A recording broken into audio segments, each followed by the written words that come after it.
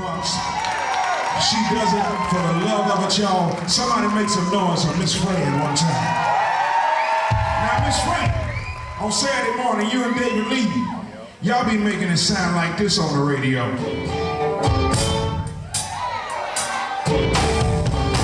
If you're a blues lover, clap your hands. Miss Fran, can I tell you something? Gypsy woman told my mother before I was born, say you got a boy child coming. Don't be the son of a gun. Keep on swinging, keep on y'all. To your back. Keep on swinging.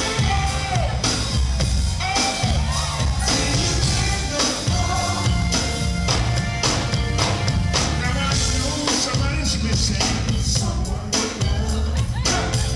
That's the reason why they came to the club. Forget about your troubles. Come on, get down. Just find yourself somebody and swing it around. Two steps, all night long. Two steps, until the break of dawn. Two steps, all night long. Two steps. Put your hands up. Come on. Say ho! Wait a minute. Say ho! Where's the party at? Is the party on this side of the room?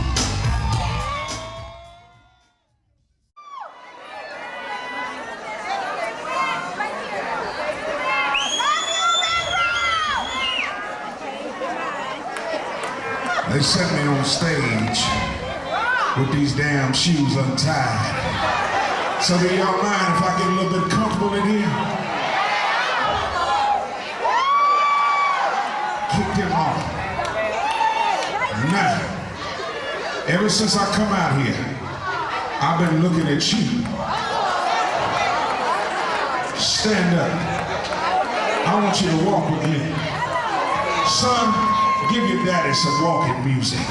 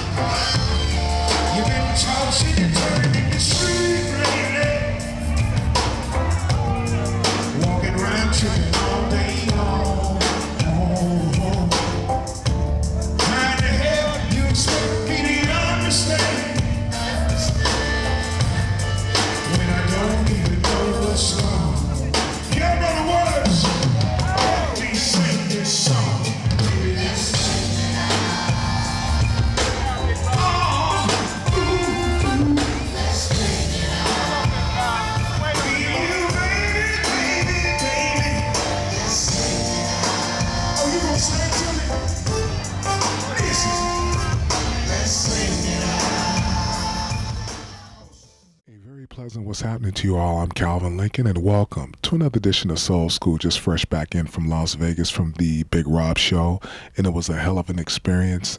Bigg Robb has been a friend of mine for many, many years. He's a student of Bootsy Collins as well as Roger Troutman. He was a member of ZAP for like the last, well, not the last, but 25 years or so, and he's been taught by two of the very, very best. But more importantly, he reminds me a lot of Robert Cray, Johnny Guitar Watson, Johnny Taylor, Lattimore, and all those cats. A little bit of Tyrone Davis, ZZ Hill, Albert King, you know, just cats like that. But more importantly, he brings to the stage I'm trying to quantify this so you guys can understand where I'm coming from really, really quick, and just because there's a lot to talk about in reference to the Bigg Robb show.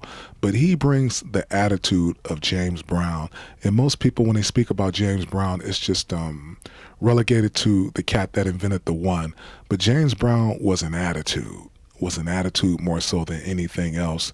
In other words, like if you put James Brown behind the offensive line of the Dallas Cowboys or something, he's going to go through the hole and he's going to get the yards just like Emmitt Smith. You know, you can put him in the ring and it's going to be like Marvin Hagler or something. So it's just a different kind of thing. And Bigg Robb has the same kind of vibe. It's the same vibe. And to expound on that a little bit more, I did a pretty in-depth.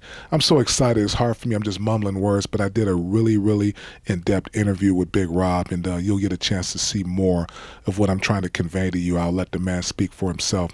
But in the meantime, in between time, here's some entertainment. A quick look back at the Bigg Robb show live from Las Vegas.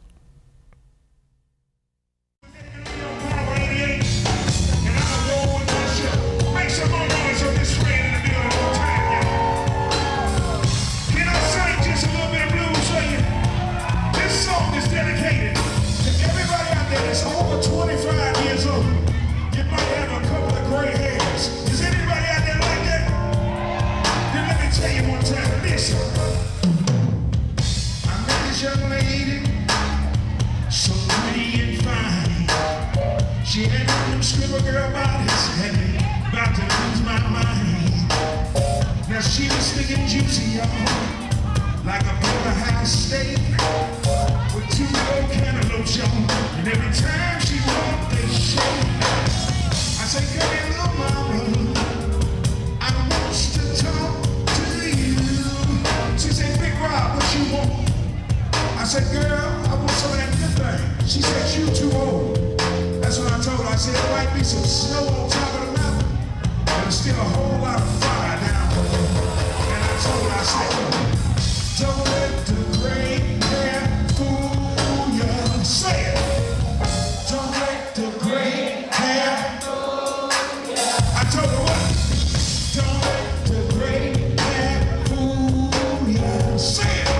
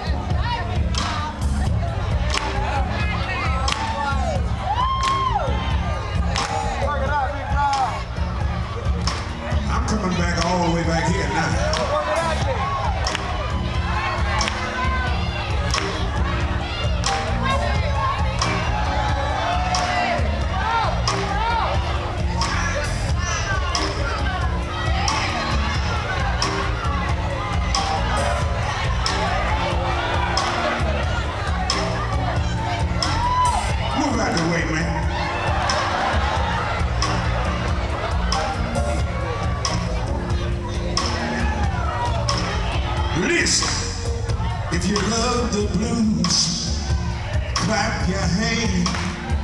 If you love the blues, somebody sing it with me. Don't let the gray hair fool ya. What you say? Don't let the gray hair fool ya. Say what? Don't let the gray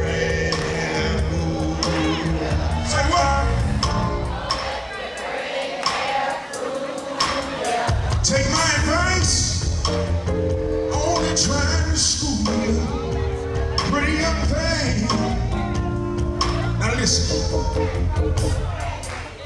If you're over 25, go on and make some noise. Wait a minute. If you're over 35, go on and make some noise.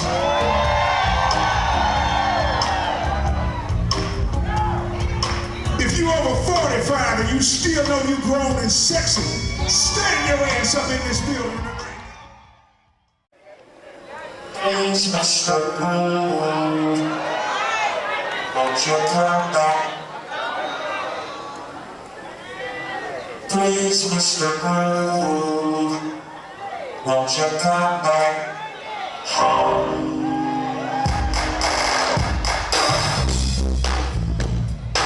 It's still party time in Las Vegas, Nevada. Old school, we get ready to go back to the old school. If you're ready, say, hold on, Rochester. Listen.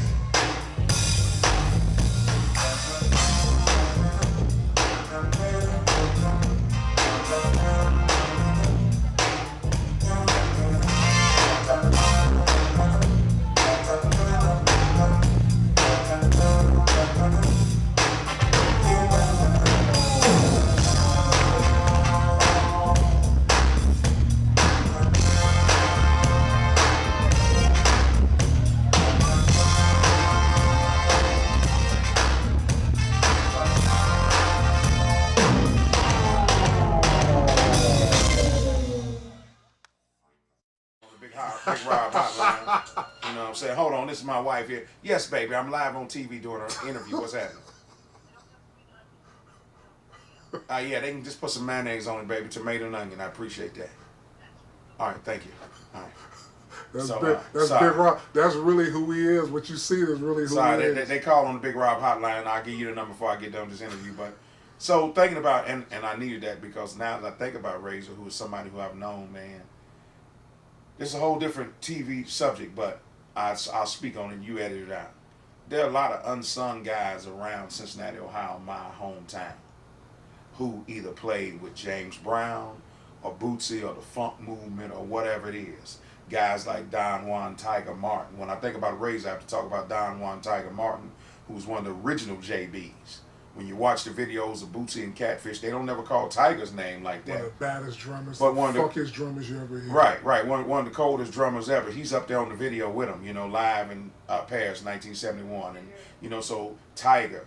And then when I started thinking about the guys who I come up and grew up watching as a kid, Tiger, Mudbone, Razor, man, they got some crazy names, right?